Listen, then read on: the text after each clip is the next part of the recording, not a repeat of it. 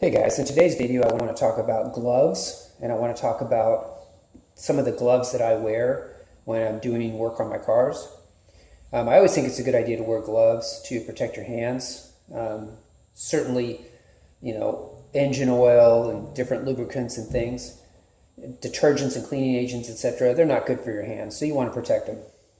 Also, it's nice too if you've been working, all day on a job on the car, and then you just pull your gloves off and your hands are nice and clean. If you're going to go out, on a date or something, it's nice to have clean hands. So the question is, what gloves do you choose? You can go real high end like Venom, and the Sweet Project Cars guy, Mike, he likes the Venoms, and Mike's awesome, by the way. He likes the Venoms. I like them too. They're nice and thick, but they're kind of expensive, and just for everyday use, they're kind of overkill. I actually prefer the 5 mil Harbor Freight ones. You can get with a coupon for like $5 for a pack of 100.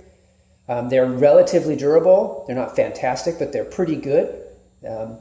So I would say this: if you're going to do just an oil change, I would go with the cheaper gloves. And if you're going to do a more intensive, if you're going to replace, an alternator, when I replaced the alternator on my Honda, I went with the Venoms just because you're going to be there for, an hour or two to remove all the components that you need to get to the old alternator, remove it, put in the new alternator. So anyway, longer projects, I'd go ahead and use the Venom gloves. So anyway, those are some gloves that work well for me, and hopefully they'll work well for you too.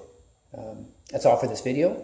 Make sure to like and subscribe, and we will talk to you guys in the next video.